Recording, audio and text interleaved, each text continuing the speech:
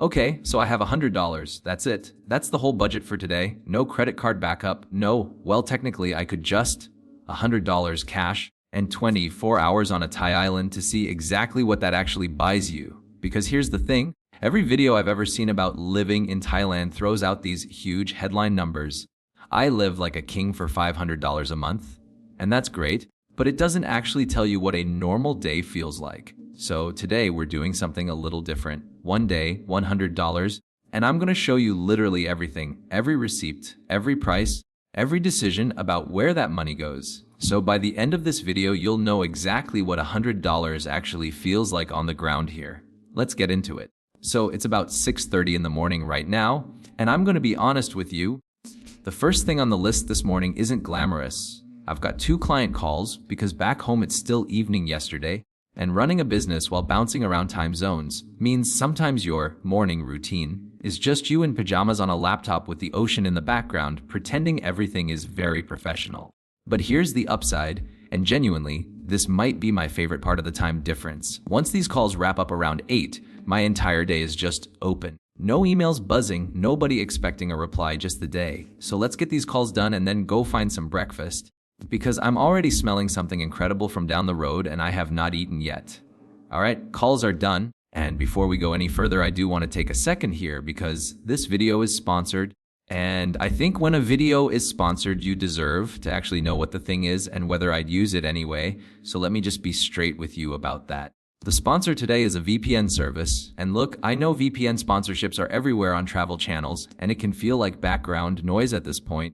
But I've genuinely been using one for years now, mostly because of 2 very specific situations that happen constantly when you travel like this. The first is just basic security. You're connecting to random cave Wi-Fi, random hotel Wi, random free airport Wi-Fi to 2 networks with no password, and in your banking apps, your email, everything is just sitting there on a network you know nothing about. A VPN encrypts that connection so what you're doing isn't visible to anyone else on that network.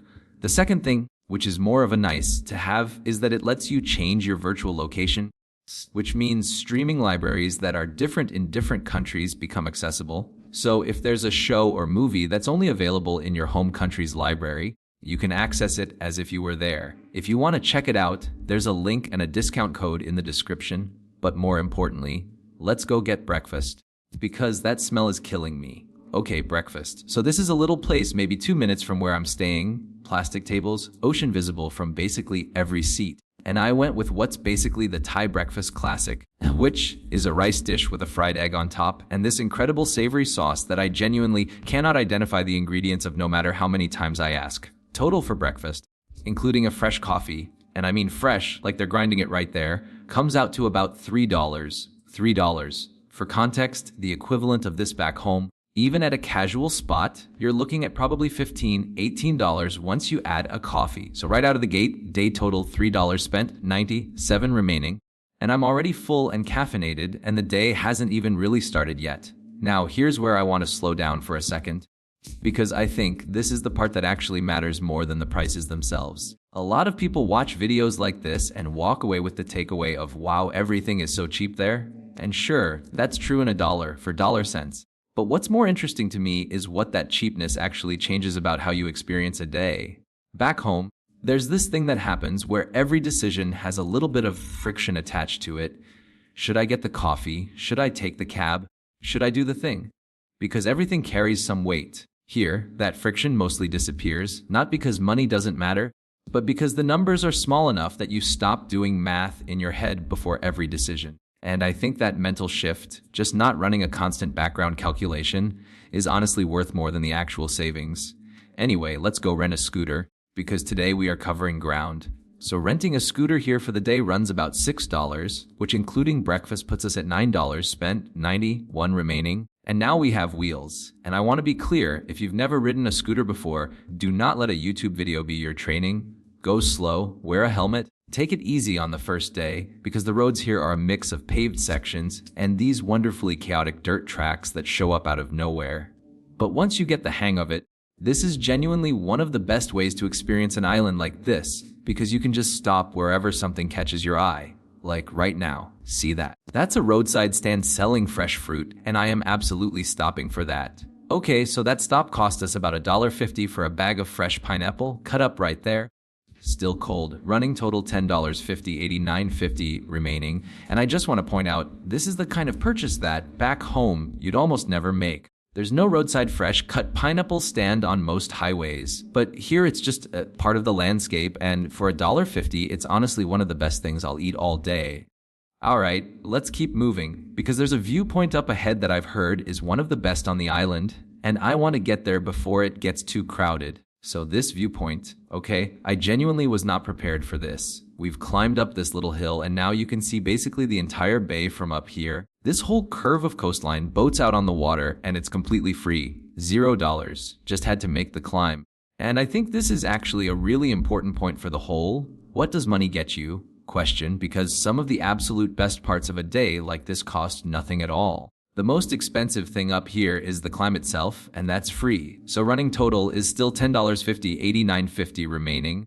And we just had what might be the best 10 minutes of the entire day. Alright, so it's getting toward midday now, which means it's getting hot. And I think this is the perfect time to talk about lunch, because I want to do something a little different for this meal. I want to show you two options side by side, because there's actually a real choice here that I think illustrates something interesting about how prices work in a place like this. Option 1 is this beachfront restaurant, the kind of place with cushions and a view and a menu in English, and a plate of pad thai there runs about $6. Option 2 is about 100 meters down the road, a place that's basically a few tables under a tin roof, no English menu, plastic stools, and the same dish, arguably better, honestly, runs about $2. Same dish. 3 times the price difference, and the only real difference is the view and the seating. I'm not going to tell you which one is right, because honestly there's value in both. Sometimes you want the view, sometimes you want the most authentic version of the dish for less than a quarter of the price. Today, because we're tracking the budget, we're going with option 2. Lunch $2, running total $12.50, $87.50 remaining, and honestly this might be the best $2 I've spent in a long time. Like, this is genuinely one of the best versions of this dish I've had anywhere, and I've had it in a lot of places. The owner doesn't speak much English, I don't speak much Thai, and somehow we've managed an entire conversation through pointing, smiling, and a thumbs up, and that's honestly one of my favorite parts of traveling like this.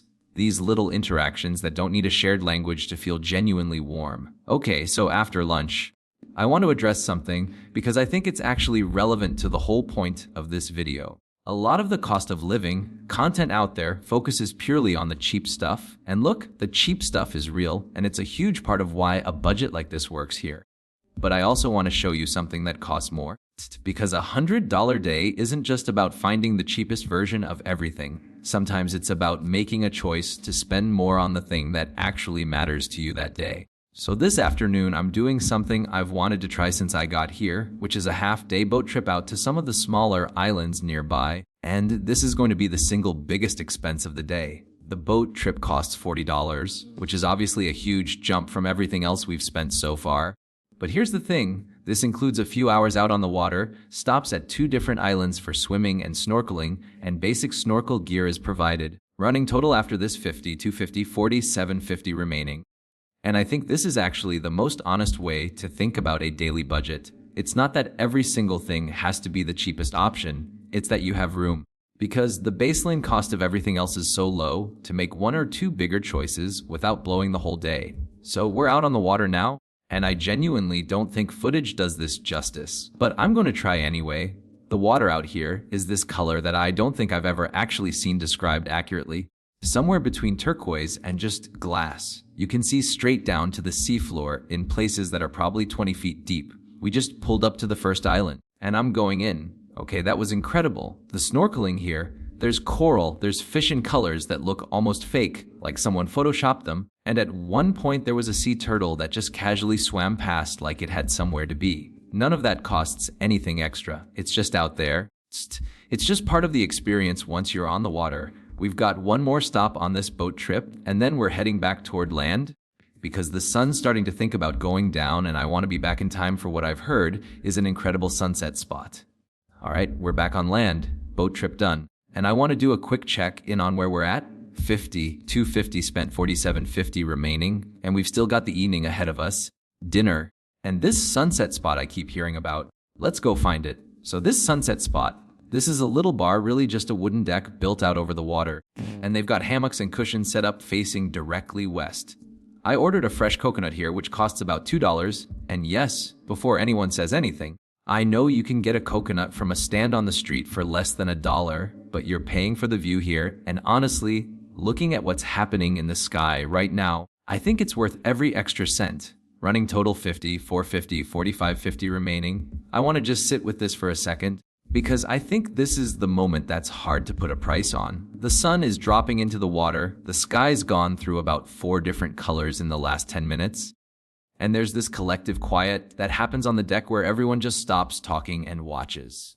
This is the kind of moment that, if you tried to recreate it intentionally back home, would probably involve a lot more effort and a lot more money. A flight somewhere, a hotel with a view, a reservation. Here, it's a $2 coconut and a wooden deck. Okay, sunset's done, and now I'm hungry again because apparently a boat trip and swimming works up an appetite. So for dinner, we're doing something a little more substantial. There's a night market that sets up a few times a week here, and I want to show you what that looks like. Because I think night markets are honestly one of the most underrated parts of traveling through this part of the world. So walking through here, and I wish the camera could pick up the smell, because it's this combination of grilled meat, lemongrass, chili, and something sweet that I think is some kind of dessert being made fresh. The setup here is basically dozens of small stalls, each one doing maybe 2 or 3 dishes really well. And the way to eat here isn't to sit down at one place. It's to wander and grab a little from several. So I'm going to do exactly that. First stop, some grilled skewers. Chicken, I think, marinated in something with a little char on the edges. And that's about $1 for 2 skewers. Then a bowl of noodle soup from a stall that had a line, which is always a good sign, and that's about $1.50. And then, because I have to, some kind of fried banana dessert thing that's been sitting there looking at me since I walked in. That's another $1. Total for this whole wandering dinner, $3.50. Running total $58.42 remaining. And honestly, I think this might be my favorite meal of the day, and it's also one of the cheapest. There's something about eating standing up, surrounded by the noise and the lights and other people doing exactly the same thing, that just feels right for the end of a day like this. So it's getting late now, and I want to do the final tally, but before that, I think it's worth talking about something. We've got $42 left out of 100. And we did a lot today: breakfast, a scooter rental for the whole day, a viewpoint hike lunch, a $40 boat trip with snorkeling, sunset drinks, and a full night market dinner. And we still have $42 unspent. That's not because we were being stingy. If anything, today included one of the bigger single expenses you could choose to make here. It's just that the baseline cost of everything else is low enough that even with one significant splurge, there's still room left over. Now, I think it's worth being honest about what this number does and doesn't tell you. $100 a day, if you actually spent that every single day, works out to about $3,000 a month, which, depending on where you're from, might sound like a lot or might sound like very little. The point of today wasn't to say you need exactly $100 a day to live here, because honestly, most days probably cost less than this, closer to $20 or $30 for someone living here longer term and not doing a $40 boat trip. Today was more of a stress test.